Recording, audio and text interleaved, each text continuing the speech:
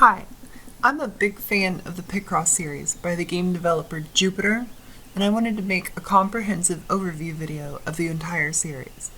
I will be going over each game in chronological order, with a couple exceptions, and talking about the gameplay and new or interesting features in each. If you are not familiar with the Picross series, it's a nonogram puzzle series. Nonograms are a relatively recent type of logic puzzle where you are presented with a grid and numbers outside of the rows and columns of the grid. The goal is to make a picture by filling out the correct squares as denoted by the numbers on the outside of the grid. You may use X's to indicate where there are squares that should not be filled in. I will begin by going over Mario's Picross. It was released in 1995 for the Game Boy. It had 256 puzzles split over three main categories: Easy, Kinoko, and Star. The puzzles go up to 15 by 15 in size, and there's autocorrect on every puzzle. There is a time trial mode, but it's very basic and you're presented with random puzzles from throughout the game. Next is Tomori no Picross. This was released in 1995 for the Satellaview. If you're not familiar with the Satellaview, it was an extension for the SNES, and you could basically download DLC from a satellite connection, and these were usually released episodically. It definitely depended on the game though. Tomori no Picross had 4 episodes total, and it was believed to be an early version of Super Mario Picross for the SNES. Unfortunately, I don't have too much information on this, as only 3 of the 4 episodes were dumped online at some point in time, and they're not available anymore since they were only available for digital download in the 90s. Next is Mario's Super Picross, or Super Mario Picross. This was also released in 1995, and this was for the SNES, although this was not related to the Satellaview. This game is a little different. This game was split into 2 main sections, Wario and Mario, and you can access these by going left and right on the main menu. Wario's mode is basically the same as Mario's mode, except Wario's puzzles do not have autocorrect, while Mario's puzzles do. Both sections in the game have 11 levels with 12 puzzles each, with the exception of Wario, who has a 12th and final level that is unlocked by completing all the previous levels, including Mario's. This level has 8 puzzles as well as a number of secret levels, which are accessed through menus resembling the title screen of the game. Basically, there's some pictures on the side of the title screen, as well as in the middle, that you can click on with a cursor to play that puzzle. The puzzles in this game go up to 25 by 20 in size. Next is Picross 2. This was released in 1996 for the Game Boy. It had a very unique menu, split into 2 sections like the previous one, Wario and Mario, except there's quite a few differences with this one. I'll start with explaining the puzzles themselves. So, all the puzzles are 2 by 2 clusters of 15 by 15 puzzles, except for the first level that has 10 easy puzzles. There are worlds that you progress through by solving the puzzle clusters. Once you clear all the puzzles in a world, you are directed to find hidden, or rather, they act like hidden puzzles. They are invisible until you walk up to them, but the game shows you where to walk, so they're not really hidden. Once you clear all the hidden puzzles in a world, you can access the next world. After every 3 worlds, there is a special minigame where you solve several small puzzles as quick as you can. The amount of these varies completely randomly. I'm not sure what consistency there is to it, if any. If you pass, you unlock the next world. There are 9 worlds in each of the 2 sections of the game, Mario and Wario, and each world has 9 clusters of puzzles. Next is Satella de Picross. This was released in 1997, again for the Satellaview. However, there is very little information on this game. Very, very little. I don't even have much more to say than that. Anyways, on to the next one. Picross NP. The NP stands for Nintendo Power. This was released in 1999 through 2000. It was for the SNES, but it was released through the Super Famicom Flash memory cassette. I don't really want to go into too much detail about that in this video, but it was a special thing that was distributed through Nintendo Power. 8 sets of puzzles were distributed over the course of a little over a year. Each set of puzzles concerns itself with a certain Nintendo franchise or game. Those franchises and games go in this order. For example, Picross NP1 was Pokemon, 2 was Yoshi's Story, 3 was Kirby, 4 was Star Fox 64, 5 was Ocarina of Time, 6 was Super Mario 64, 7 was Wario Land 2, and the final one, 8, was Donkey Kong Country. Each set has 72 puzzles split into 6 categories of 12. Only one of these 6 categories in each game was related to the game theme that each set was associated with. For example, in the Pokemon one, only one of the 6 categories in the game was actually related to Pokemon at all. The puzzles in these games go up to 25 by 20. That concludes the first section of the video about the older games in the series. These games were quite a bit clunkier than the newer games, but they were alright. Now for the newer games in the series, or rather when they started going to the DS. The first game I'll go over is Picross DS. This was released in 2007 for the DS. This game welcomed the touchscreen and some other new features. There are also several features unique to this game entirely. The touchscreen makes quite a difference, and this is a feature they kept throughout the series from this point on. There is a daily Picross mode. There are 5 modes within daily Picross mode. The last 4 modes unlock over the course of 20 days. You have to play once each day, and then after a certain number of days, you unlock the next mode. You can play as much as you want whenever you want, but you can only set 1 record per mode a day. The game tracks several stats based on your daily progress. The first mode is a time attack, where you solve 5 7x7 puzzles as quick as possible. The second mode is the same, but you can't use X's. The third provides an incorrect puzzle, and you have to fix it. The game tells you how many errors are left. The fourth mode gives you 20 seconds to memorize a blank 7x7 puzzle, and then removes the numbers and time. The goal is to solve it as quick as possible. The fifth mode is a 7x7 puzzle with 3 numbers blocked out. You have to figure out the numbers and solve the puzzle as quick as possible. The game tells you what the 3 numbers are on the top screen, but you have to figure out where they go and match them with the correct spots on the puzzle. There are 3 main modes in Picross DS.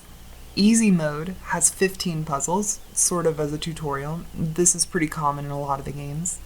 The normal and free modes are the same, except normal mode has autocorrect and free mode does not. This is consistent through later games in the series as well. So when I mention normal and free mode, that's what that means. Both of these modes have 11 levels consisting of 15 puzzles each in Picross DS. The 11th level for each mode is unlocked by solving all previous puzzles in under an hour each. The puzzles go up to 25 by 20 in size. You can unlock cosmetic themes for puzzles by completing levels. There are 2 additional modes that are new to this game. The first is a custom puzzle maker where you can make your own puzzles and send them to friends. The second mode is for downloading official puzzle packs via Nintendo Wi-Fi.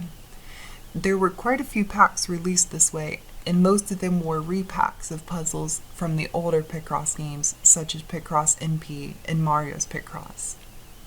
You can also send these puzzle packs to other players if they were not able to download them. These have all been dumped online, so you can do with that information as you will. Next is one of my personal favorites, Picross 3D. This was released in 2009 for the DS. This is one of only 2 Picross games that are 3D. A 3D nonogram is pretty different from a 2D nonogram. Basically, you are presented with a block, a rectangular prism, and there are numbers on the sides. You have to break away blocks that are not supposed to be there and paint blocks that are. When you paint a block, it's basically the same as an X. You are provided with a tool to look at the cross-section of the block. You can look from multiple axes. Anyways, on to the description of the actual game. There are 2 main modes and a gallery in this game. The first main mode has 4 difficulties and a random mode. The random mode, you pick a size for the prism and it will present you with just a random shape basically. Each difficulty mode has a large set of puzzles split into different levels and challenges. With the exception of the easiest difficulty mode, each difficulty has 10 levels consisting of 10 puzzles each, and alternating 1 chance, time, and construction challenges in between each couple levels. 1 chance challenge doesn't allow you to make any mistakes. If you make a mistake, you instantly lose and you have to restart.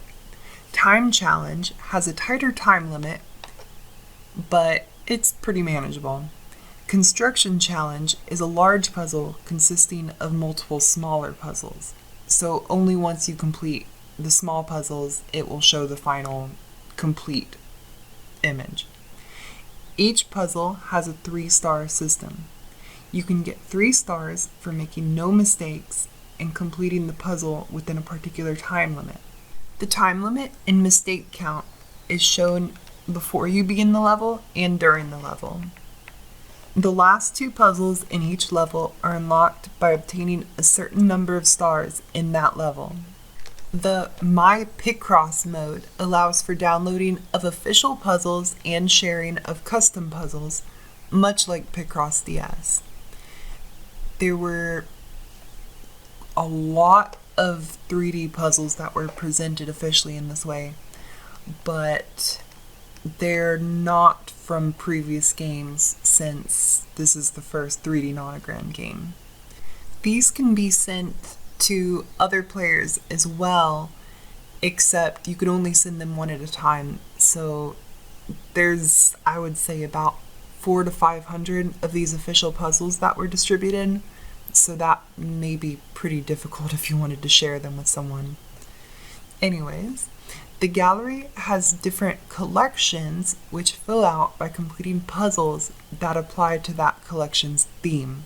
For example, soccer puzzles go in the Soccer Mania collection. Also, as a final side note for this game, there is a strange duck mascot. I think it's a duck. They never name it. They never say what it is. So we just kind of have to guess at that point. But yeah, pretty weird. Next is the 3DS. First, I'll start with the Picross E-Series. These were released over the course of 8 years, 2011 to 2018. They were 3DS digital only. There were 9 of them in total. There are 4 main modes in the first 3 games, as these ones are a little different. Jupiter was sort of figuring out how they wanted this series to be. Anyways, these main modes are easy, normal, free, and extra. There were 45 to 60 puzzles each in normal and free mode depending on the game, and there were 15 each in easy and extra mode. The extra mode doesn't really mean anything in these games. I'm not really sure why they separated them. There's not really any distinction. Anyways, Picross mode is first introduced in Picross E2, which was the second of the E series. Picross is an 8x8 puzzle where each square is either an X or a 10x10 puzzle. Each of the E-series games' Picross puzzles are pieces of classical art, like Mona Lisa and stuff like that.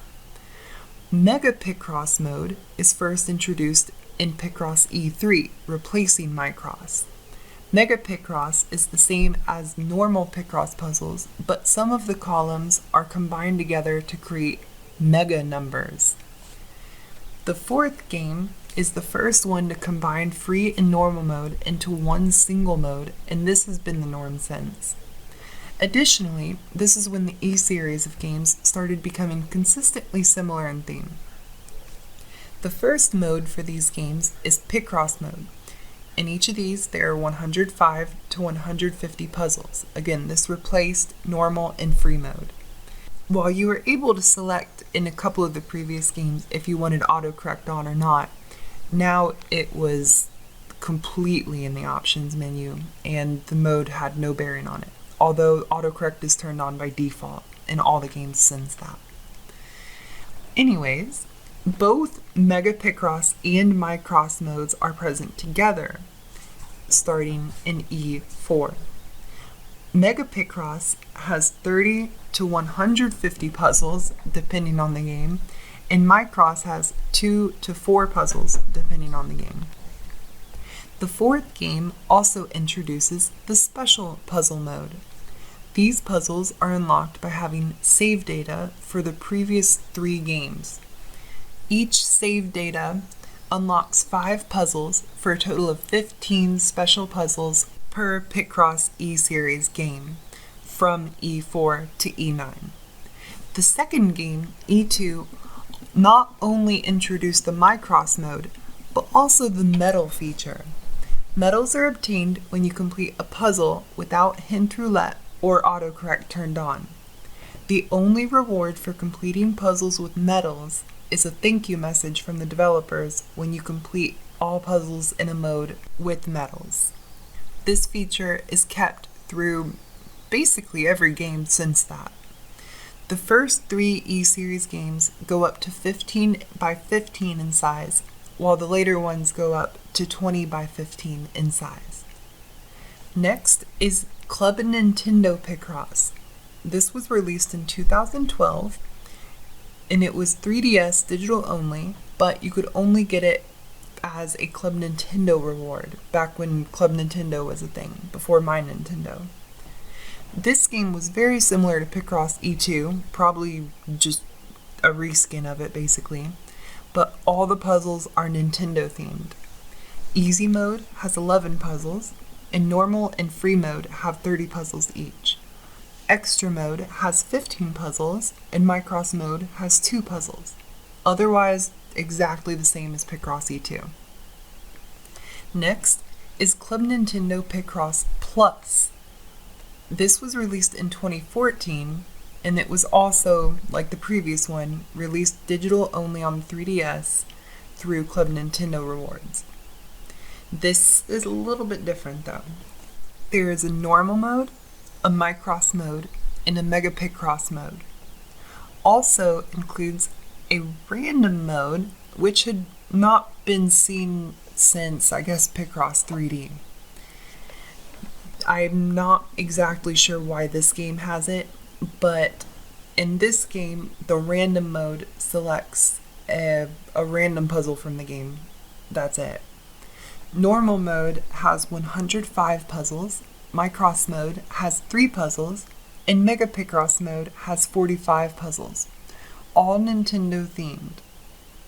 Next is Picross 3D 2. This was released in 2015 for the 3DS. This was the second and final 3D Picross game, and it was also the final Picross game to be released physically. This game is similar to the first 3D Picross game, but it's pretty unique, and this is my personal favorite.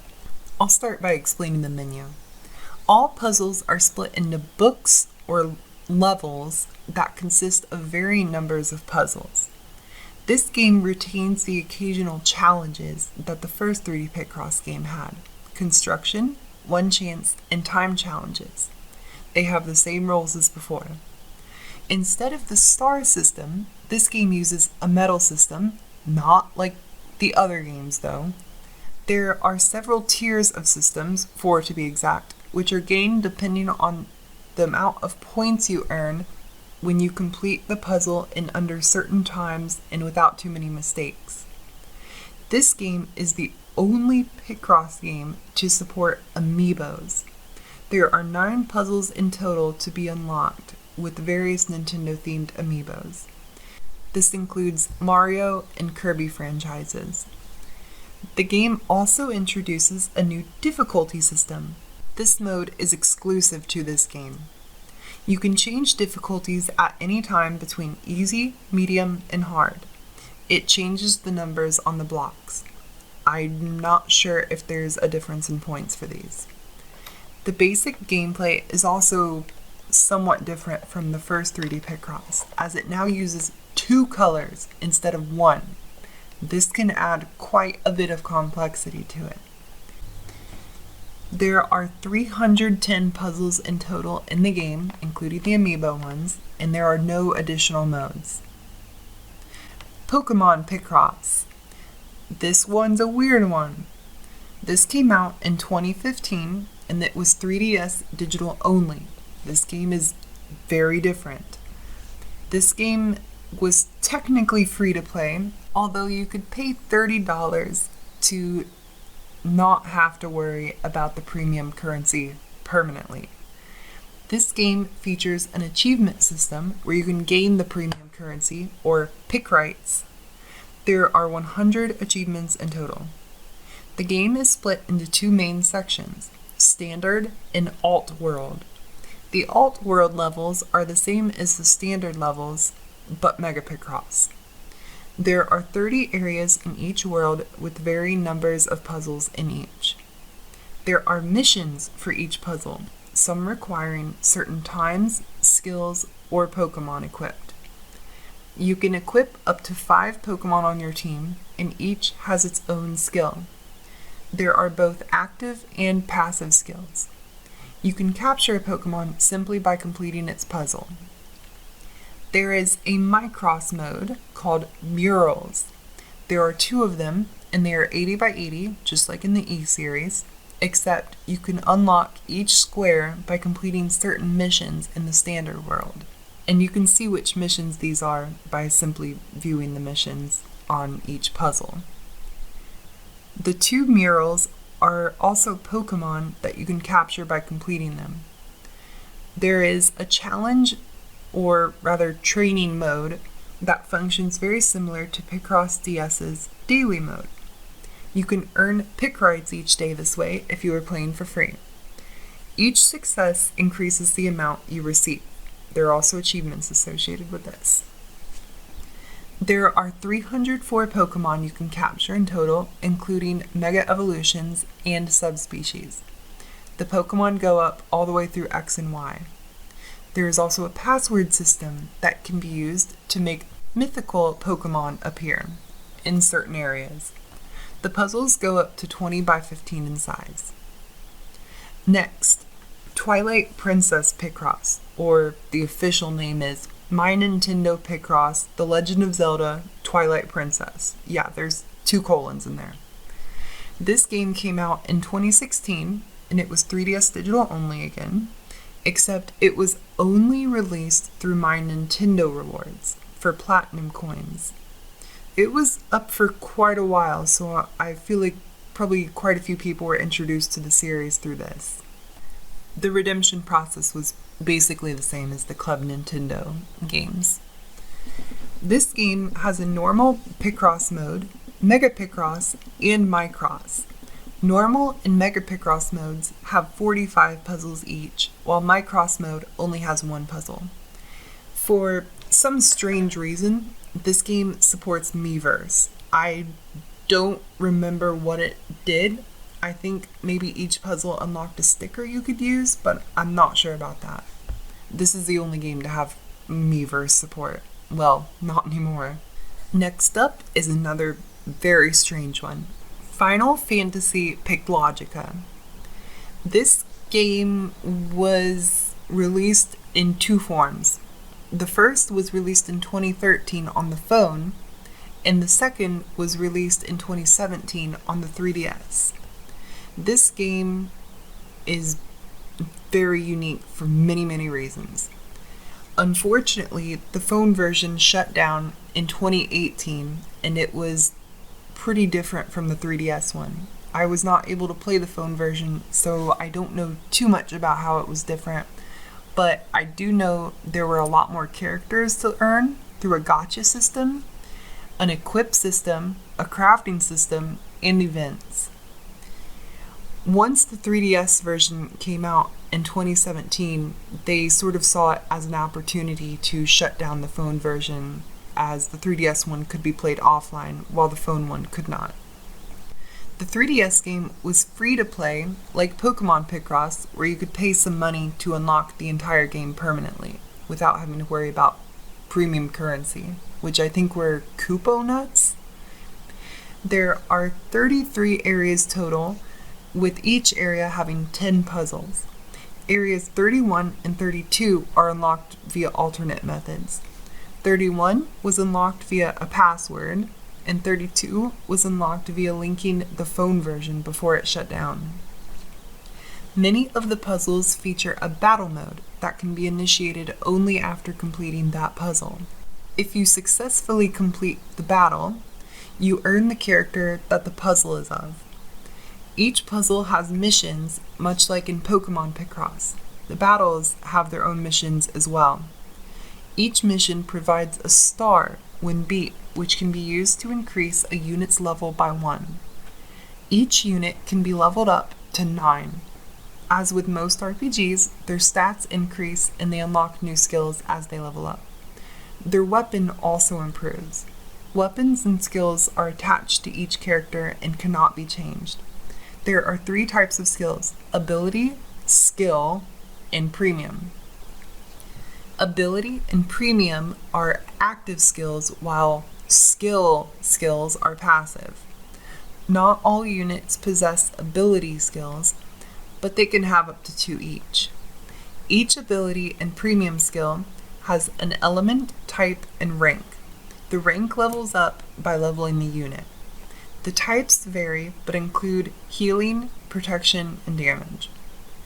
You are able to sort the characters in the selection menu by weapon element, game, weapon type, magic element, skill type, or male or female. This is due to the missions requiring specific categories of characters. For example, requiring a team of male axe users or card users from Final Fantasy Type 0. The battles consist of a few rounds with predetermined enemies and then a boss in the final round. You are not told what the enemies are or what their weaknesses are, except for a hint that you can see before the battle, which may or may not be useful. It tends to vary from use physical damage to this is a high difficulty quest, but usually provides just enough information to be marginally useful. Similar to Pokemon Picross, you can use up to 5 party members at a time. The combat itself is rather odd. You are presented with enemies on the top screen, as well as your party, and a 5x5 Picross grid on the bottom screen. Despite what it might seem, the goal is not necessarily to complete the puzzle as quick as possible. Your team members are situated on the right side of the grid, 1 for each row. The The characters will attack in the order of whichever rows you complete first. For example, if you complete the 5th row first, the 5th character will attack first. If you complete the 4th row third, the 4th character will attack third. Certain characters have skills that activate depending on the order of attack, so this is an important mechanic in combat, and you need to pay attention to the order that you put your party members in. Active skills are charged during the course of combat. The ability skills can be used as much as you want, whenever you want, as long as they are charged and as long as it is your turn. You can only use a premium skill once per turn, and you must be using the correct party stance to use them. There are 4 stances: power, wisdom, prayer, and defense. These function the same as stances typically do in RPGs, affecting stats at that moment. This game also has an achievement system, although they do not provide any reward like in Pokemon Picross. There are 100 total. There is a library menu where you can view info on each character and enemy that you've encountered. There is a Picross mode with 3 puzzles. It functions similarly to Pokemon Picross, where you have to unlock the squares, except you don't earn any characters from completing these puzzles. Next is Sanrio Characters Picross. This was released in 2018 and digital only. This was the first collab game that was not with Nintendo. This was the final 3DS Picross game, the end of a long run. There were 3 main modes: Picross, Micross, and Mega Picross. Picross and Mega Picross had 150 puzzles each. There are 3 Micross puzzles. There is a feature unique to this game called Decor. By completing puzzles, you can unlock stickers and backgrounds that you can edit the menus of the game with. This includes most of the menus in the game. Each puzzle also has some profile information about the subject, like Hello Kitty or My Melody. On to the Switch games. First, I'll go over the Picross S series. This may be finished, it may be ongoing, I'm not sure, but it started in 2017. This is the latest main series of the games. While its function is similar to the E series, there are some pretty noticeable differences between the 2 series. There are some minor quality of life improvements made between each of these games that I will not discuss because they're extremely minor. The first game has the basic Picross and Mega Picross modes. Each has 150 puzzles, and they are the same puzzles but in a different order. This becomes a very popular mechanic in each of these games. This game introduces a new minor feature where it will display the total time it took for you to complete each mode and even all the puzzles in the game, but only after you've completed them all. S1 also introduces the ever-popular feature that makes any party a real blast: co-op mode. You can connect a second controller so that your buddy can help you out when you just aren't feeling like solving monograms alone. The puzzle tracks how many squares each player fills in, as if it's meant to imply that monograms can be competitive. S2 is the same as S1 but introduces the Clip Picross mode. This is very similar to the Micross mode and replaces it, but with some minor differences. Instead of the puzzles consisting of an 8x8 grid of smaller 10x10 puzzles, Clip Picross puzzles vary in size and consist of varied sizes of puzzles ranging from 5x5 to 20x15, even within the same puzzle.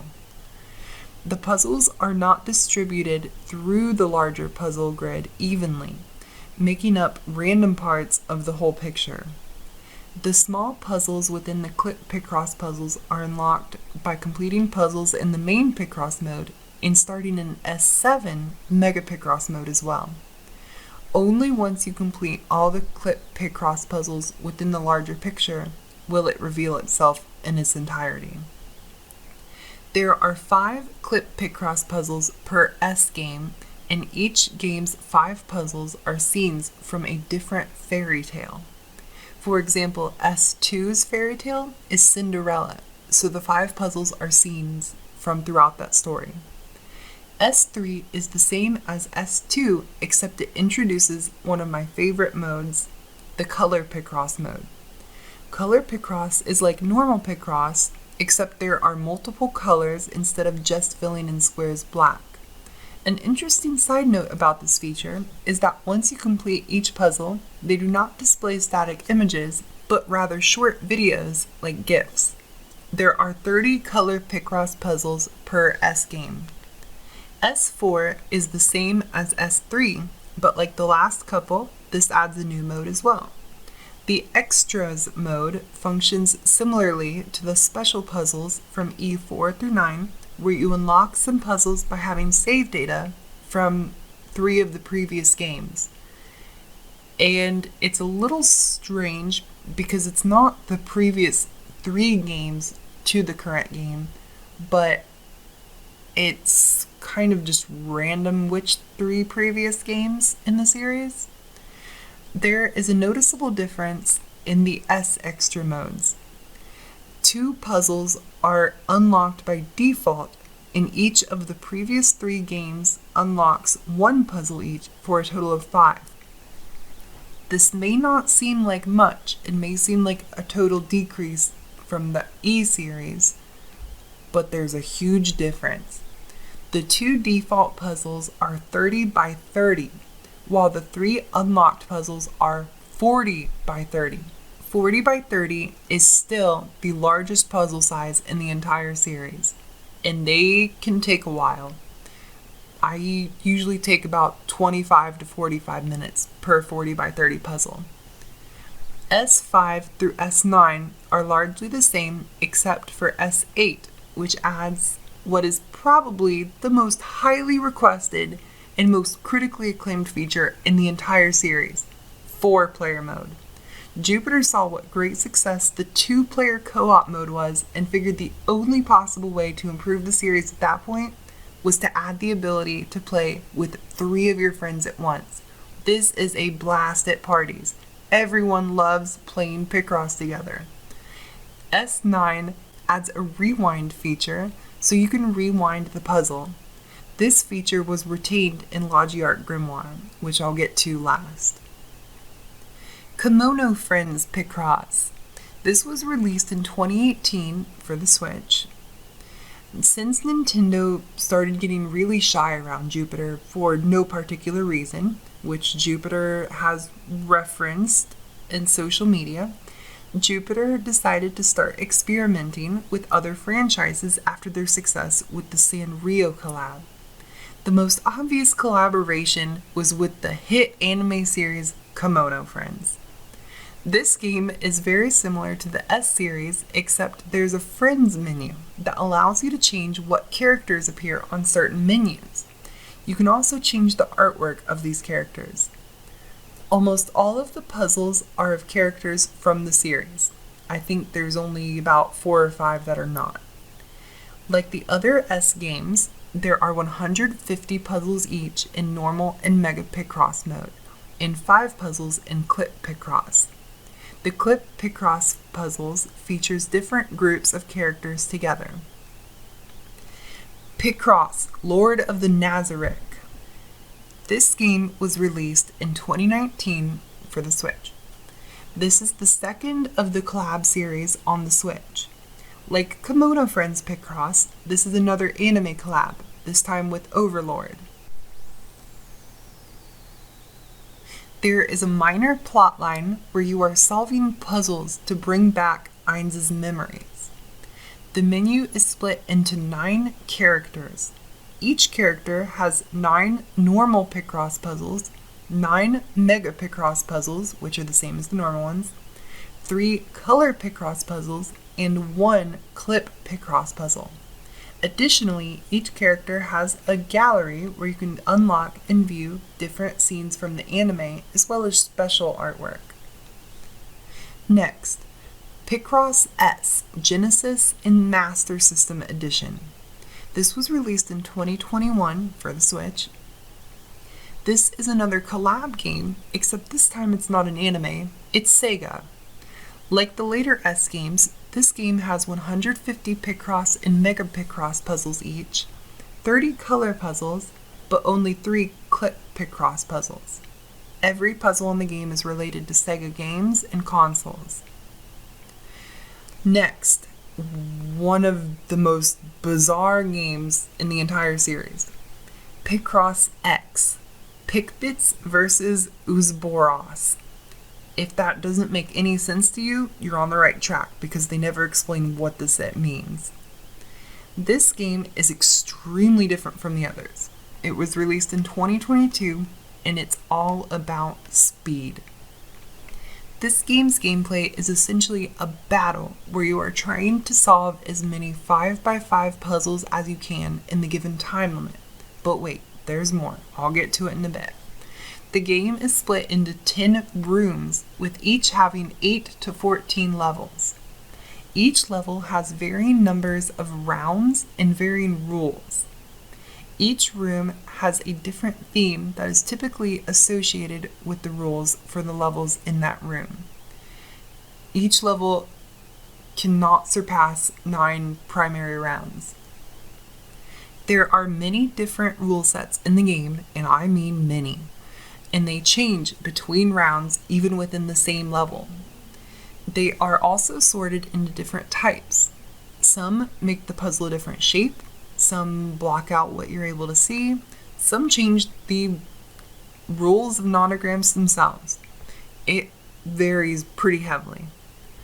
When a level has more than one round, in between every round is a bonus round.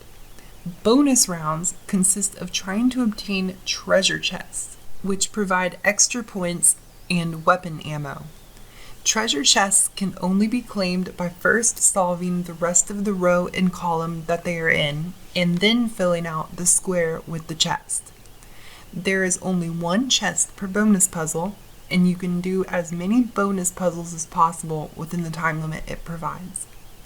Each level is a battle between little rabbit creatures called Pickbits and a large worm creature called Ouzboros. If you want any more information than that, you're out of luck. If you do not perform well in the level, you will lose Pickbit allies. There are 77 total. I'm not sure why they picked such an odd number. And if you lose all of them, you lose the battle. Your damage is determined by the amount of Pickbits with you still at the end and the amount of ammo you received from treasure chests in that level. Each level has a normal mode and a crown mode. Each of these in every level has 3 challenges, with a total of 6 for every level. The crown mode has the same rules as the normal mode's equivalent, but will be of equal or higher difficulty, and the challenges are typically of higher difficulty as well. There are achievements in the game, some unlocking features, some giving currency. An interesting thing about this game is that there is a finite amount of currency in the game, and they are only received by completing achievements. There is a skill system. There are active and passive skills, and they are unlocked via completing achievements or levels. The skills can be leveled up by gaining XP through simply playing the game with them equipped. You are granted 6 skill slots in total, although they are slowly unlocked through the course of the game. Additionally, there is a skill cost system. This grows over the course of the game as well, maxing out at 120. When a skill levels up, it only decreases its skill cost. It does not change the function of the skill. There are positive and negative skills. The negative ones typically increase score and make it harder to complete the puzzle, among other things. There are many challenges where you are required to use particular skills or types of skills. You are able to customize your reader Pickbit, the leader of the battle, the attendant Pickbits, the ones you are protecting in battle, the puzzle theme, ammo appearance, Ouzboros skin, battle background, and cursor. Some of these cosmetics are unlocked by using the in-game currency. Some are unlocked via save data from other Jupiter games, not limited to Picross, and some are unlocked via achievements. There is a mode called Uzbo Run, which is essentially a roguelike mode. There are 20 levels unlocked via achievement or normal gameplay. Each has a different rule set, and the goal is to beat the staff score. Throughout the course of the battle, you are trying to complete puzzles to gain points and unlock skills. After certain rounds, you can choose a skill or refuse it. You have a time limit as well, except it can be increased by refusing to choose a skill when prompted. Skill cost still applies, which can add some challenge to it. The battle ends when you either run out of time or complete all the rounds. There is a co-op mode, although honestly it's more like PvP than co-op. You can play online with random people, friends, or locally. There is a monthly ranking system that is based solely on total BP earned in this mode throughout the month. This mode functions just like the normal mode, except there are other players battling alongside you. Your points are compared at the end, and you receive a certain amount of BP depending on how well you did. There is a bonus time where each day during certain hours you can gain extra XP and BP by playing the co-op mode. As a final side note, an oddity, the credits are actually unlocked by completing achievements. Logiart Grimoire, which I mentioned before. This game came out on Steam in late 2023. It is currently being worked on. It is being updated actively at this time. As I was writing this, a new Kickstarter for the game was announced. It is currently only on Steam, although it has been confirmed that it will be added to the Switch once it is complete. While this game does not have Picross in the title, I am including it as it was made by Jupiter and is an Onogram game. Currently, there are two main modes, Main Mode and Emil's Logiart Warehouse. I'll get back to this. Emil is the mascot for the game. The story is that Emil is trying to recover pages of his grimoire. There are 280 puzzles in the main mode and 24 puzzles in the warehouse. The main mode consists of 12 sections: primordial, tools, equipment, food, fantasy, eras, space, mountain, waterside, grassland, and city. The feature that makes the game so unique is the fusion feature. Most of the puzzles need to be fused before they can be attempted. Before fusing, you are given a phrase and some empty slots. You must guess from the phrase what puzzles that you have previously completed to put in the empty slots. If you successfully filled out the empty slots, you will permanently unlock the puzzle so you can solve it. If you do not succeed, the game will keep the correctly guessed slots and remove the wrong ones. You will be asked if you want a hint as well.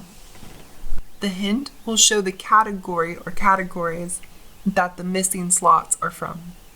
Additionally, there is a chance to unlock a warehouse puzzle upon failing. You cannot receive the same warehouse puzzle twice. A warehouse puzzle is a black and white picture that Emil attempted to draw himself, so it's pretty difficult to tell what some of them are supposed to be. The developers were actually holding some discussion contests on Steam to guess what these puzzles are. After completing certain amounts of puzzles, Emil will level up, allowing more fusions that were previously unavailable. The game will also show by default if you have the puzzles you need to complete a fusion. The puzzles in this game go up to 40 by 30 in size, and there are a number of them. For completing each category, you receive a figurine of Emil posing with some things from that category. There are also Steam achievements. That is the last game that has been released, or rather playable, at this time. There is only one game, or games rather, that has been announced for the future, which is the Picross E Plus series, or game.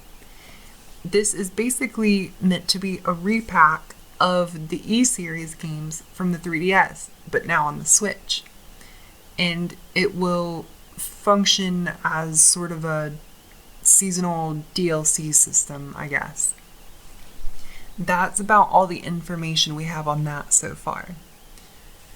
Anyways, that is the end of this overview. I hope it was informational, and thank you for watching.